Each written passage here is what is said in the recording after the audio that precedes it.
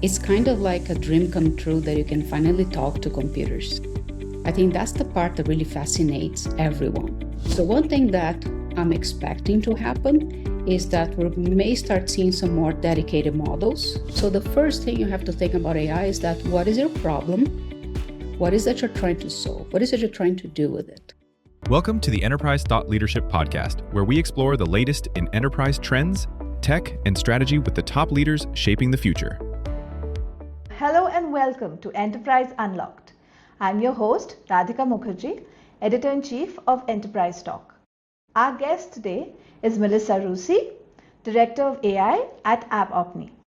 Mellissa joined AppOmni as Director of AI in 2024. She is fascinated by the challenges involved in applying machine learning in cybersecurity and the constantly changing threat landscape. Prior to AppOmni, she managed Logarithm's user and entity behavior analytics solution and network detection and response solution, applying advanced analytics to detect anomalies to uncover potential threats. Mellissa, welcome to the show. Thanks for having me. Most welcome, and I'm absolutely delighted to have this conversation with you today. Well, this will be a fun conversation. It is going to be amazing. So we know that the enterprise world is fascinated by AI. But do we know what AI really is? Like really? Today's discussion is all about getting to know AI a little bit better and to use it that much safer and wiser. So, Mellissa, in a world obsessed with generative AI, what's the reality of AI as a whole? And what does the world of work really need to know? I think the one part of Gen AI that is really fascinating, it's kind of like a dream come true that you can finally talk to computers. I think that's the part that really fascinates everyone. Because before that, on machine learning and all that, really just certain people could code and could do all that, right? So now it's like I can ask for things and it's going to go and do it. So that part is fascinating. So then what we tend to do is then dream much further than what it can do. So if we take a step back and think about what generative AI is, it's based still on probabilities. So it's using a whole learning of even different languages, different text and all that to build connection among the words, to really build this understanding of things. And that's how we create content and that's how we answer the questions, right? So what happens is that sometimes you get really super impressive results and sometimes not so much. So it depends on the content and depends on what you're trying to do. So I think there's all the different kind of flavors of AI out there, things that AI is really good at and things that I think we're hoping much more than what AI is able to do. So in terms of science, in terms of like the deterministic part of things, dealing with data, dealing with numbers, calculations and all that, that's the part AI is not so strong because it's language-based. On the language side now, creating a book, creating marketing material and all that, then AI really shines. So I think there's still that part into AI can still grow. And because it moves so fast, so the reality is it can help already with a lot of things. And it continues moving so fast. And it's going to continue growing. But I think there's always going to be this correlation between language part being super advanced and the mathematics out of it not so much because of the way it works. And what's the difference between like generative AI and all the other types of AI? Like what should someone in the world of work really know? So generative AI, we really have to go back to that part into is a probability of language. So the way the generative AI works, and very simple here, is you're going to get different words like a boy, an old man, a baby. And you're going to get, for example, different places, a park, a hospital, a school. And you're going to start building relationships among the words. And then you're going to start adding more things to it. It was raining, there was a car, there was all of this. So the part that is fascinating is what we call the attention of the generative AI. And that's how we humans also build context. When you're learning a new language, that's how you start learning things. Sometimes a preposition, a different word, changes completely the meaning of the phrase. So the part of the generative AI is really the part into paying attention to the words involved to understand the context of that. When you're talking about other type of machine learning, they're more on the data side of things. So if you have a whole distribution of data, it could be different heights of people across the population. You want to know what's anomaly, you want not anomaly. Everything that you start talking about data-driven instead of being language-driven, that's the part that the other machine learning are really good and really strong in. So that's where actually, when you think about the full AI, you're like, how can you separate those? And that's where it gets interesting.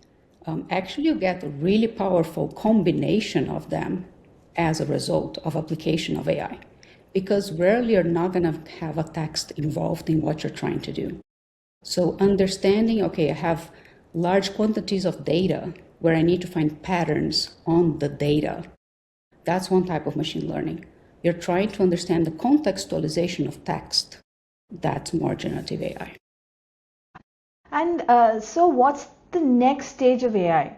And how do you predict it will affect the enterprise world?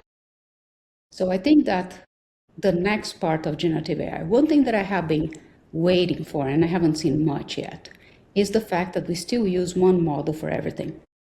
So going back to what you asked, which was a great question, is that we still have the same model when we want to create a book, or we're trying to analyze cybersecurity text data, right?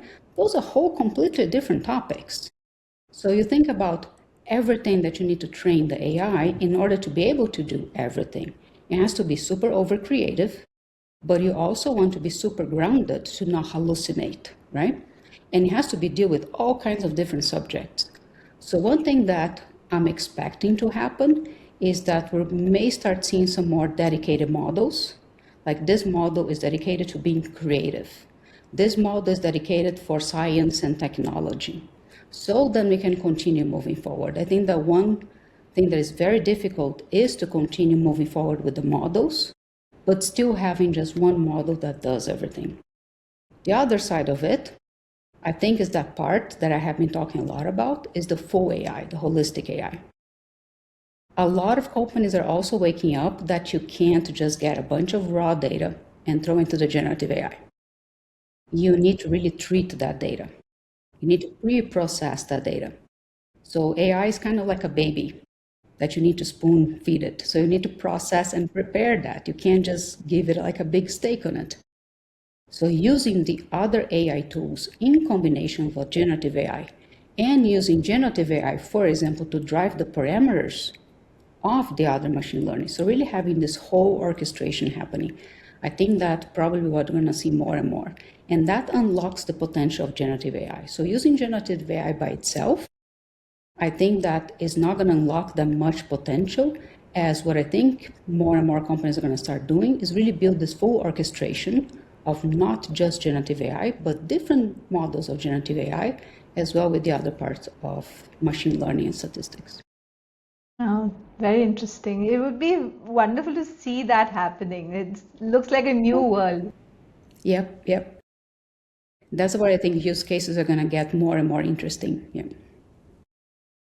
Then maybe we can have another conversation. Oh, yeah.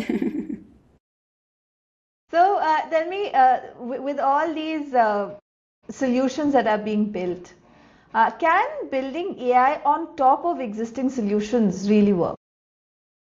It can. So the first part you have to think is like, what does it mean really work? What is your intention with AI? So the first thing you have to think about AI is that what is your problem? What is that you're trying to solve? What is it you're trying to do with it? So that's the first approach. A lot of companies start with, let's put AI and see what it does. And that normally doesn't turn that well. When you start with, we have a problem in our hands that we need to solve, and that seems to be a good candidate for AI. What is that we expect to see as a solution to know if it worked or not? That's the first step. And then you have to, of course, think about the data. Which type of data you're trying to use? What is the volume of the data? So the first step is, what is the problem we're trying to solve? Is the problem a good candidate for generative AI or not? And then you can apply to it. And then see if you need to do other things in order to use the generative AI, like the statistics and machine learning. So grabbing just AI and trying to plug into things, that's where I think a lot of people end up getting frustrated, because it's not a silver bullet. And there's a lot of different ways of applying generative AI. So that's the first step that I always recommend, to think about the problem you're trying to solve, think about what it means when it is solved, and think about the data, the process of the data transformation, what you're trying to do, to know if it is a good candidate for Gen AI or not. Then it's a really good solution.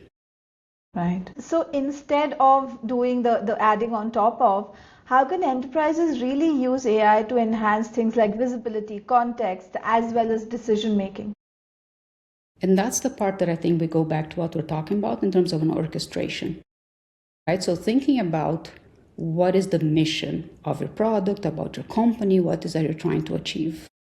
Where is that you have text involved? What is the volume of the data? And really apply with mindfulness of a domain expertise into how the AI is going to work there. So you can always take a step back and think, what would a human do? Because the one way to think about generative AI, you're really augmenting what a human would do. But if a human cannot do that at all, kind of hard to imagine that generative AI would be able to do that as well. Maybe not as fast, we're not talking about as fast, but even being able to. Can you extract contextualization out of a certain word? If a human can't, Gen AI probably is not going to be able to do that as well. So having this really good grounded expectations, and then understanding what is the type of the data you have, what is the other information that you need in order to bring the contextualization and really treat that data. So the idea is, don't grab whatever that you have and then throw into the generative AI and expect it to then be able to figure out by itself what to do with it. It can do something, but it's not going to be as good as really thinking from the domain expertise, what is that you're trying to achieve, and really make sure that you have the data prepared for the generative AI. So really thinking about this full data flow and what is that you're trying to achieve is the key to applying generative AI. Right. So you have to really structure your data for the AI? Like, can you tell us in very layman terms how that works? So I'll give an example I'll talk about cybersecurity because I've been doing this for a while. Let's say you are trying to analyze 10,000 alerts, and they all have different IPs. You're going to throw the IPs 10,000 at the generative AI and expect to do something with it. And the generative AI is going to be like, okay, what? It's going to do something with it. But what is your expectation? Oh, I want to know if the distance among those IPs tells me that maybe an attacker is all over the world or it's from a specific country, right? So you need to give some guidance to know what it is.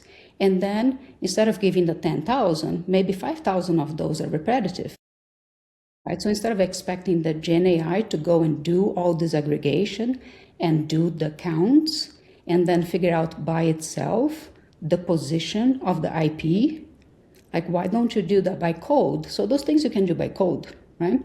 Count the IPs, find the position of them, the country and the region, and then that is what you feed to the AI. So you really clean, aggregate, make all this data and say, okay, I have this distribution of IPs around all of this. Now, and you give the task specifically, right? Now tell me, and then you ask, what is the distribution around the world? Or does it make sense that this person is going to be there because there's an event happening on that place, right? Whatever it is that you're looking for. So that's the difference. Instead of just grabbing all the raw data and expecting all these aggregations, all those counts, and all that being done by the generative AI, instead of do everything you can do by code. And then you put Gen AI on top of it. Okay. Because it helps a lot, right? Because we're thinking again about the same model. So it's kind of like a human, right? Help it as much as you can, so then you can allow it to focus on the things that you really want it to do. That's kind of the way to think about it too. If you put everything on the generative AI, the question is like, why? Do everything you can without it, so then you can really keep it focused on where you need it the most. Oh, okay. So this is like the first part is human kind of done, and then you feed all that data into the AI, and then the AI can really like make magic with it. Exactly. Yeah. Very interesting. Now, there is this whole debate about AI versus SaaS as well, right? That the role of SaaS is diminished because AI can do so much. What's your perspective on that? And is AI really going to reduce the market share of SaaS companies? I think that it goes back to what we were just talking, right? I think a lot of people have the expectations that it's kind of when I was saying, do everything you can do by code, and then you put generative AI on top of it. People have the expectations that you don't need the code part anymore, right? Grab all the data, throw it to generative AI. So it's a very similar thing with SaaS. Oh, I don't need the SaaS anymore. I can just get the generative AI to do things for me. That's not the reality. What we actually need is a Gen AI on top of the SaaS. It's the same idea that I was talking about the code. Have your SaaS doing all that part that it can do. And then it's generative AI. Why? Because then it's trained for that. Talk again about the model that can do everything. That's kind of a problem. It's hard to keep it grounded to what you really need. So when you have a generative AI that is part of that SaaS, they normally build for that specific purpose because they understand their own data, they understand what their SaaS is trying to do. So the answer is, can it do some simple things? Yes. Is it enough to disrupt the SaaS market? No. What's going to be disrupted is really the Gen AI as part of the SaaS. So Gen AI is not replacing SaaS, it's augmenting SaaS. And that's what we're going to see, I think, more and more coming. Yeah. Are you already seeing that in existing solutions? Yeah, a lot of the solutions, they are doing that. A lot of the solutions on the SaaS side, they're bringing their own AI on top of it because they know that it's trained for specifically what they're doing. So then it works really well. It's very different than if you get the same data and try to use an external AI, it doesn't do as well as the built-in. And with respect to now cybersecurity, what's the full spectrum of AI functionality that enterprises need to be aware of? So the first thing to think about AI is kind of like another human that is going to be touching your data. And like another code that is being touching your data, right? Despite the fact of AI itself being magical, you still have the whole data going to it, being treated somewhere, and then coming back to you as an answer. So understanding where that AI is, where the models are, how the data transferring is happening, and is the data being altered? Like what are the functions that AI can do? Is it just reading data, answering?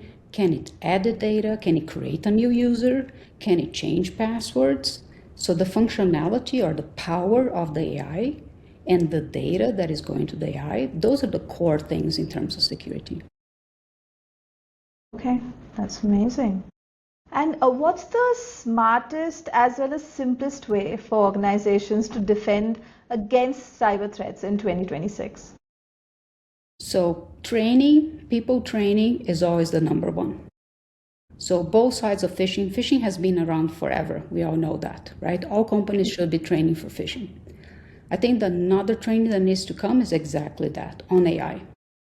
So for people to understand what AI is, that AI could have tools that could be editing material, could be creating new users, changing passwords, doing all kinds of things. And then that data is being transferred to the AI to be able to answer questions and then answer back. And you have different models that could be saving your data and using your data for further training purposes, which cause breach or not. So understanding data sensitivity, the data security, and all the parts. So I think the first step is always training. So train your employees on guidelines, on best usage practices, and the typical cybersecurity issues that happen, the prompt injection, all of that around AI. So people are aware of it. Because sometimes what happens is everyone wants to use AI to do things faster and better. And then there's this AI tool out there. And then you just click OK, it gets installed, and you can start using. This is so tempting. I definitely want to do this. And that's when things can happen. So if you train your employees to understand that, okay, wait, what is this thing actually doing? What is going to do with my data? So having this awareness at the employee level really helps with all of this. And what about AI itself being the threat? Because I think in the cybersecurity world, AI is being used in attack form as well. Any perspective on that? So we go back to even the phishing part. So that's the hard thing into as we advance for good things, there's always the other side of it, right? So AI for defense as well as AI using for attacks. So what happens is that the volume and the complexity of the type of attacks they can do that because of AI is at a whole different level. So targeted phishing, they can really crawl everything and start putting the different pieces together of your LinkedIn, your Instagram, all of that, a job opening in your company, and send a specific email to you of the phishing with maybe a resume that is a fake resume.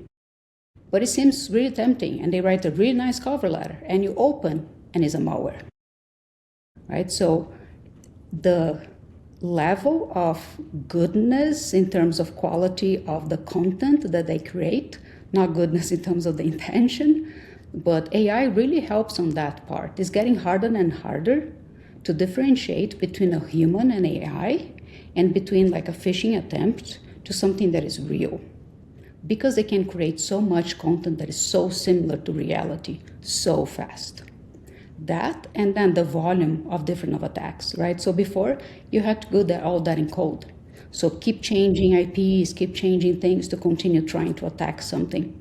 Now AI can bring that to a different level in terms of the little changes that it does to continue trying to break something and continue trying to attack that. So all the part is a constant problem that we always have. So is there any one-size-fits-all solution? There's never a one-size-fits-all. I think that's the one part that I find fascinating about cybersecurity, and especially cybersecurity and AI together, because it's constantly changing, right? So you're always having to continue learning and continue seeing what attackers are doing, and you can never forget the past. So it's always on top of it. So it's not always like, oh, no one is using those old style attacks anymore. No, they're still doing that as well. So the way that it works is that you have to continue building on top of it. So the detection has to continue changing and growing as the attacks also are. The change on that is that really understand the different types of places that they can get into, the attackers, and then how they can get through your security. So SaaS, for example, is very interesting that you're talking about, right? So SaaS is something that the user is using directly, right? So if you have a misconfiguration there and someone can get in, they can even move to a different SaaS or even get into your environment through there, right? And now they get access to everything. So attackers, they don't respect boundaries. They don't have boundaries. They will try everything that they can. So really that side of understanding really what is your kind of exposure to the world, what are all your points where you're exposing, that's one of the sides that I find fascinating about SaaS security, because it really brings the complexity in terms of configurations of users and interactions to a whole different level. Yeah. If you had to give like employees of an enterprise 3 pieces of advice, what would that be to keep themselves safe? So the first one is employee training, for sure, for everyone to understand how cybersecurity is changing and what are the typical attacks, right? And then the second one is to understand in terms of SaaS is one of the big ones, that understand the sensitivity of the data that you're dealing with, and make sure that you don't have misconfigurations in your SaaS that could be exposing the data. Because the two parts of it is that stay safe and try to protect attackers from breaking in. But if you have misconfiguration, so those are the next two steps. One, training. The second is have the typical security tools to try to protect you from attackers breaking in.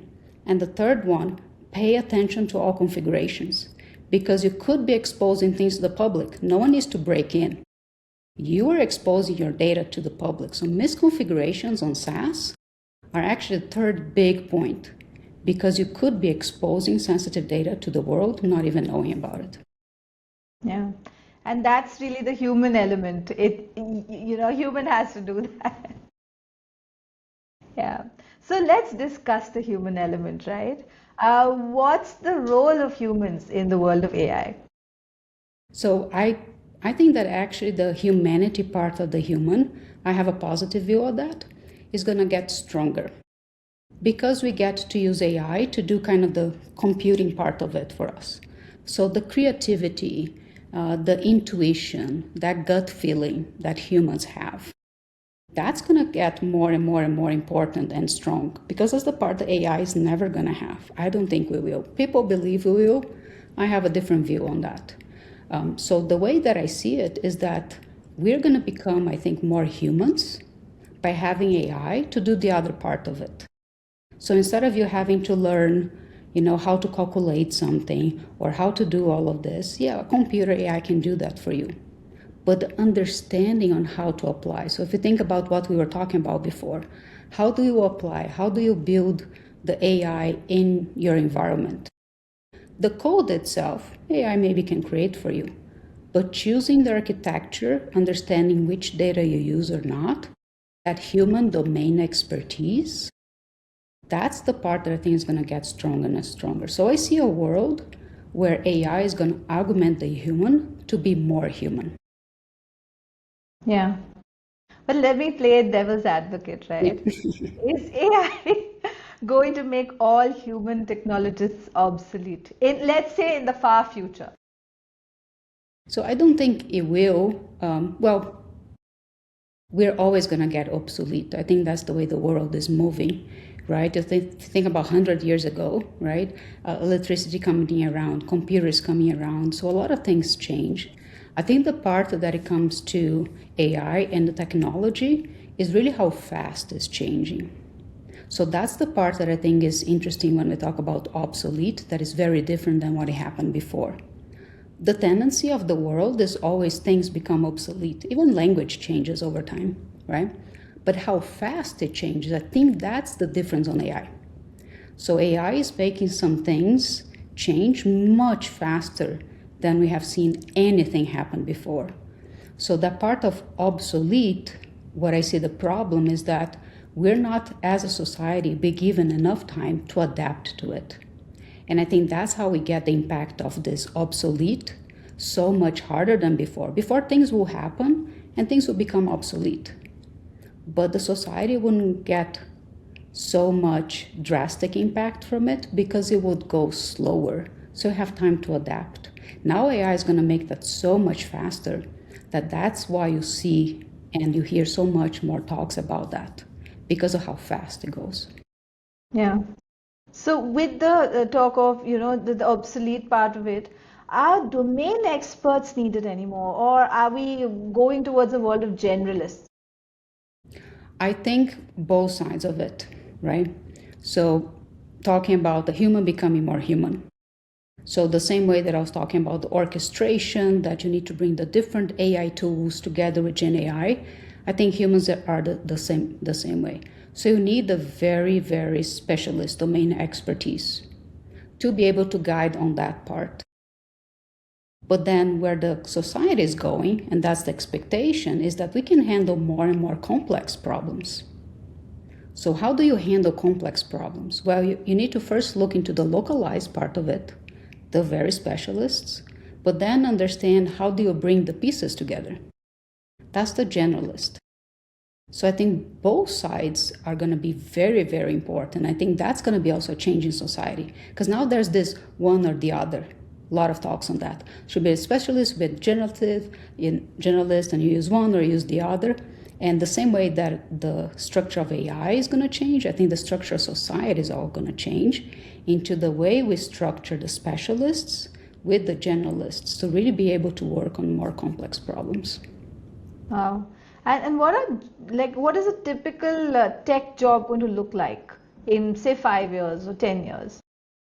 Well, you're going to start with you have to know how to use AI. because I think the expectation, the amount of work you can deliver is going to be very different than today. A similar thing when computer came around. And you had to do everything like back in the day, 1950s, all those people calculating by hand, NASA and all that, right? And then computer came around, right? So the expectation of how much calculation you can do completely to a different level. So the expectation of what you're supposed to deliver, even as a junior person that just came out of college, is very different, because the expectation is you have to know how to use AI. So you have to already start at a certain level using AI. So if you're not using AI, that's where the problems are going to happen until you cannot fulfill this expectation. So I think that's what's going to change in terms of the quantity of work that you have to deliver, because the expectation is that you are already using AI to do part of it. Right. And is this AI use at the prompt level or going even deeper? Even deeper. I think there's going to be AI, and that's what's going to get interesting into, do you use AI to code? Do you use AI to review your code? Do you use AI to code itself? Do you use AI as part of a SaaS to analyze data so then you can make the decision of what you need to code? That's what it gets interesting into understanding the different pieces of AI and where AI is around the whole development life cycle to use it in all the different parts.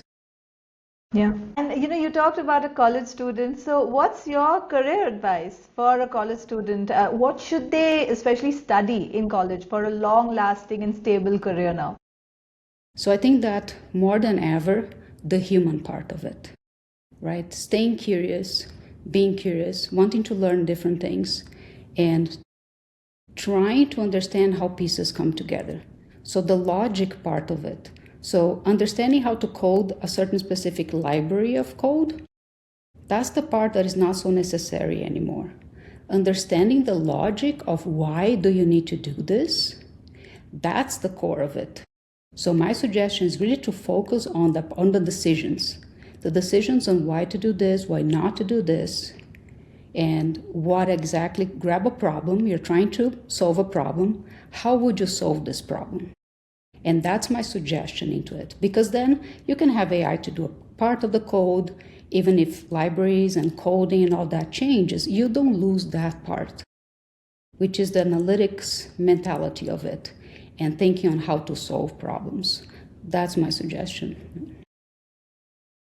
And to get a little specific, it feels like it's not just a STEM field that you should really focus on. It feels like there's a lot of the arts in this as well, with the logic and maybe even the underlying, empathy and morality piece of it. What's your advice there? Yep, and that's what I say. That's what I go into. We are going to become more humans, because that's the part that I find interesting about human. So talking about the specialists and generalists as well, I think we all going to have to be generalists because of that part. So also you have to be able to analyze what AI is telling you. You're going to be the expert on top of AI. So the changes in terms of expectations, also going back to that, is if AI is going to do the job and all you're doing is just prompt AI and copy pasting that, then why do we really need the human? We need the human to supervise what AI is doing. So AI are going to be all the junior people kind of in the company, right? And the people are going to be kind of like the managers of the AI, if you want to think it that way, right? So when you become a manager, you need the human part of it. So I think that's also going to change a little the expectations into when you are going to a STEM field, it's not just about being able to write a line of code, but also being able to manage that, understand the problem, which means talking to other humans, discuss about the problems we're trying to solve, the different perspectives on the pros and the cons and the trade-offs and all of that. So I do think that that's going to become more and more important. Yeah, and so humans have to really up their game, it seems. Yeah. But I see that as a positive because of that part, right? So that really make the human more human, and let the machine do the more machine work for us, and we humans are going to do more human work. Do you at all have to become like even better at, let's say, coding than an AI? And is that even possible? I think that is more about the logic of it, right? Understanding the logic of it, not just the code itself. So when AI is going to make a decision, coding, and you try to understand why are you taking this route? Because to understand the code, you can even put into another AI and like explain what is happening, right? So to have this understanding of, are you taking the good approach here for what we're trying to do? I think that's the part that is going to become more interesting to pick that up. So then you can understand that in the flow of the code, if it makes sense or not. For example, treating some sensitive data. If you don't have this mindset when you're looking into the code, the AI may be coding something that maybe uploading your data somewhere to be treating the data because it's such a great idea and it's going to help me so much into what you asked me to do, right? So you have to stop as a human like, hey, wait, what's happening here? What you're doing with my data? Why are you doing this and that? So understanding the logic, the flow, the architecture of it, I think is going to become more and more important on that part. So the code in terms of generalist code gets important because AI is going to use everything that you know to code. When we are coding as humans, we use normally what we know. AI is going to use what it knows, which is everything. It's going to be mixing libraries, Y is going to be mixing all kinds of different things. So understanding how to use also AI to help with the work that AI is creating and focusing on the solution, the strategic solution that into how AI is building, I think is going to be key on that side. Very interesting. Now you become a strategist instead of the one who tides. Yeah. But tell me, let's shift gears and focus on the enterprise. What's the true risk of AI for the enterprise, and which kind of companies are most at risk? Yeah, so go back to data, right? Anytime that the AI is going to save your data somewhere, or may be able to change the data, or AI has very advanced edit permissions to create users, change passwords, and do that, those are the risks. So the risks that we see in terms of the enterprise is the expectation for AI is like, AI, do everything for me, right? That's what we all want, right? Oh, I need to do this thing, just go and do everything for me. That expectation from the user is forcing enterprises to build AI that get too powerful. And if they're built too powerful without certain guardrails in place, I may be a normal user that normally I can't change an admin password. But then I ask AI to do something, and then that AI may ask another AI, they may ask another AI, and somewhere down there, the handshake between me as the user and that AI got lost. And that AI has superpowers as an admin. And the other AI is asking it to do something, and it's going to go and do it. That's where the risks happen. So the point of the enterprise to pay attention is really that as AI is moving forward to become more and more powerful, understanding the guardrails around authentication and data are key to be able to keep things safe.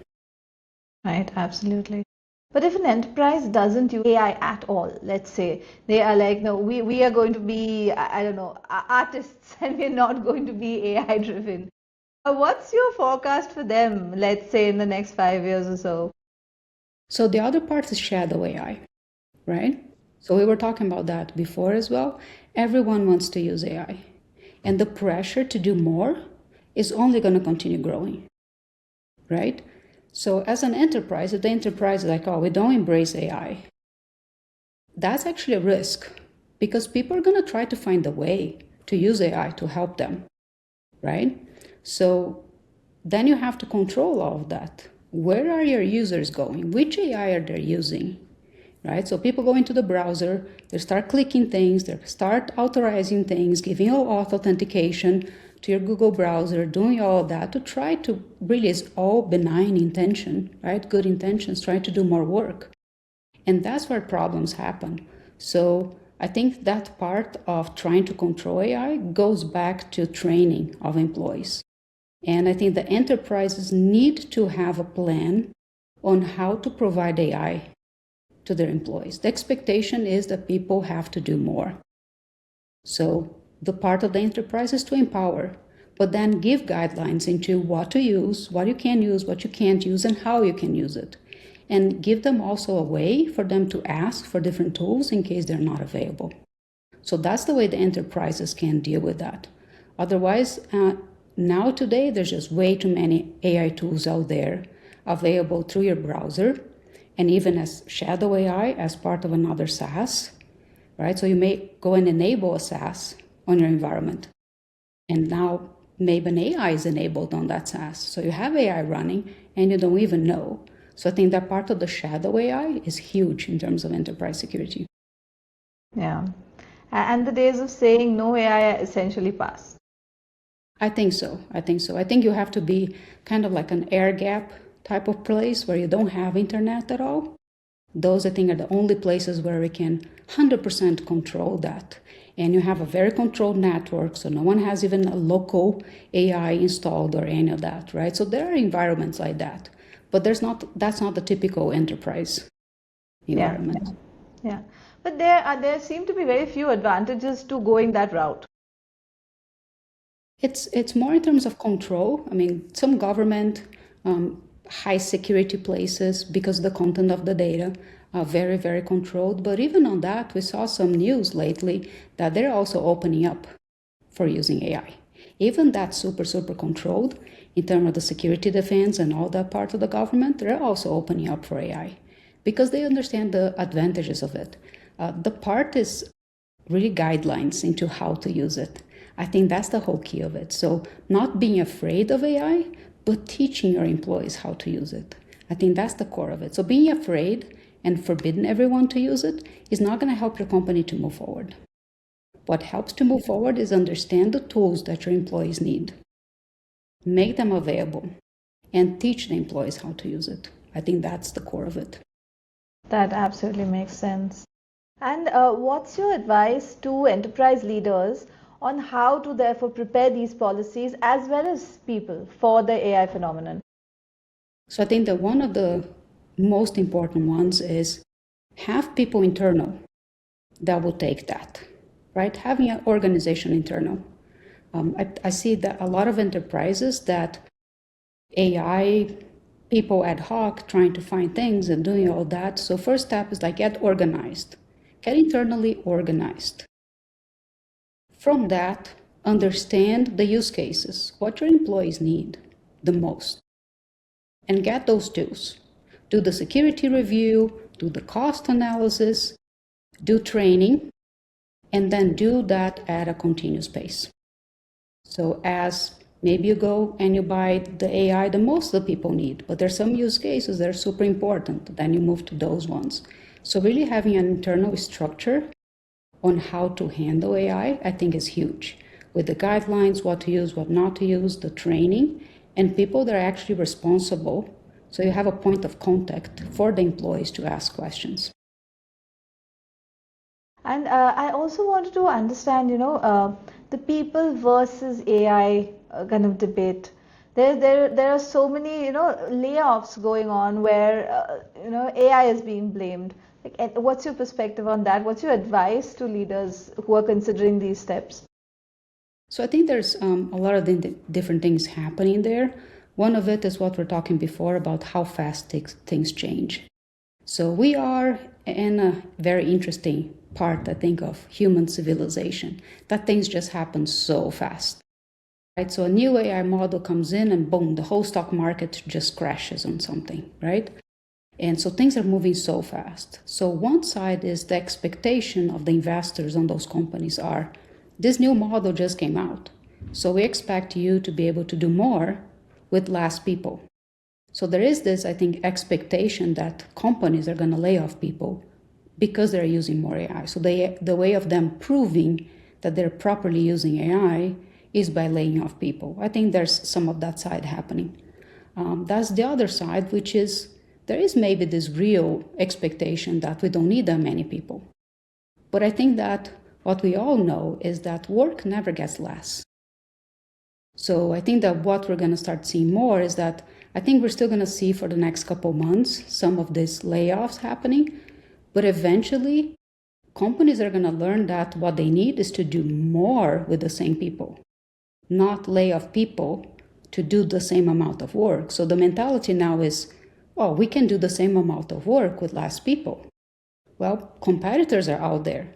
The first one that thinks, let's keep the people and do more, they're going to win.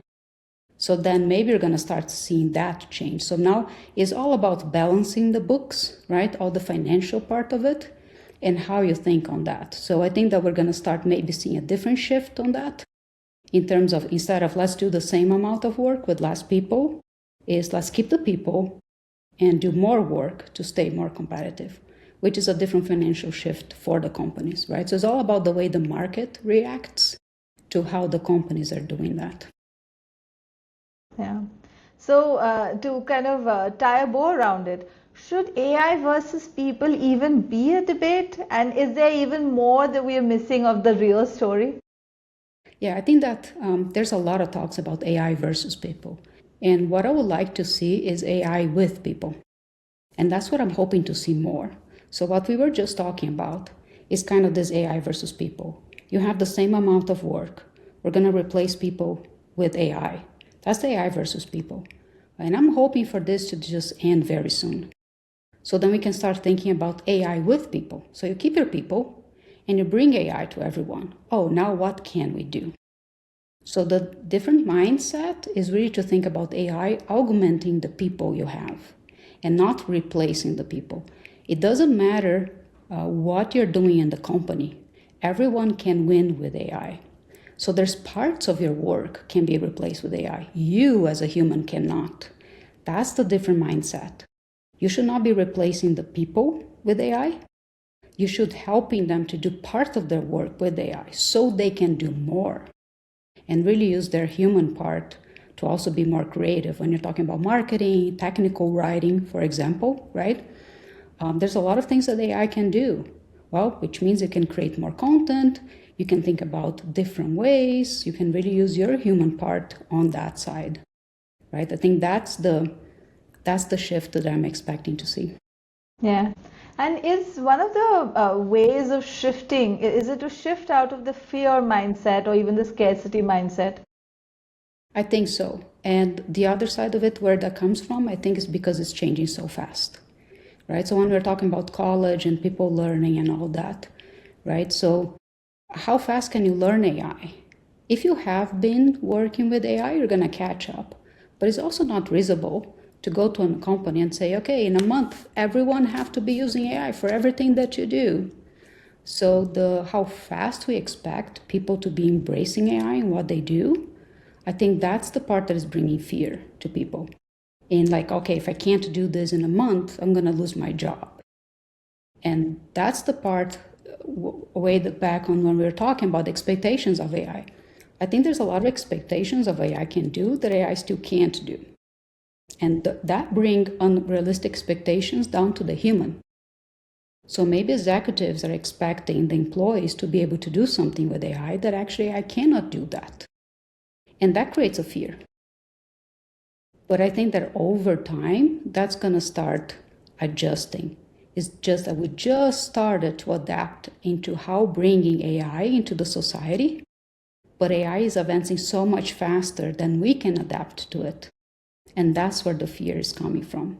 So I think that in another 6 months, things are going to start looking better because then we're going to have AI for a little bit around in the society, in the companies and all that. It's still very, very new. That's why we still have a lot of fears and things that we see around people getting laid off and all that is very scary. I agree, it's very scary. But I try to be positive. I think things are going to change for the better in the next couple months. That's a wonderful perspective. So last question, how can the world become ready for AI and what's the big mindset shift that's required?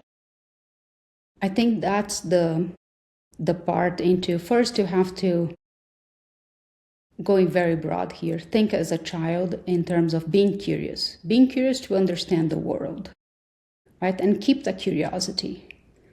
because that's the human part that we have. And everything that you're doing as part of your work, pay attention to that side, into where you're using your domain expertise, your gut feeling, your intuition, and what are the things that are very repetitive that you can use AI. And that's how you can really start getting ready for it. If you're not constantly thinking what can be replaced that am I repeatedly doing with AI, that's where the problem may happen. Because if you don't learn how to use AI, that's where you may be in a way like displaced from being competitive in the market for that. So continuously thinking about that mind shift. So not being afraid of AI, embracing AI, and understanding where is your value on using AI instead of replacing AI by everything that you do. But it's really the pieces where you can use AI and really understanding deeper what is your added value. Yeah, absolutely. It is just valuing yourself enough. Yeah, you have to embrace AI. That's where we are now, right? So the more you embrace AI, I think the easier the transition gets too. Yeah, for sure. If we just flip it around and also maybe address enterprises, like what would the shift be there? I think the shift is really that to understand what AI can and cannot do, really look into the needs of the enterprise for the employees, to enable the employees, empower the employees to properly use AI. I think that's a big shift for enterprise, to really have the same mentality that we're talking about people is the enterprise. Embrace AI. AI should be part of the way you do things. How, where, which AI. That part needs to be embraced and needs to be properly guidelined into the employees as well. So really, instead of being this enterprise versus employees, is everyone working together to embrace AI. That is a very inspiring vision, and thank you so much for that. Yeah, I try to be positive. I know there are going to be some bumpy steps on the road, I think, and that's the part of the fear and all that, and it's hard. And as society, we've been through those a lot of times, right?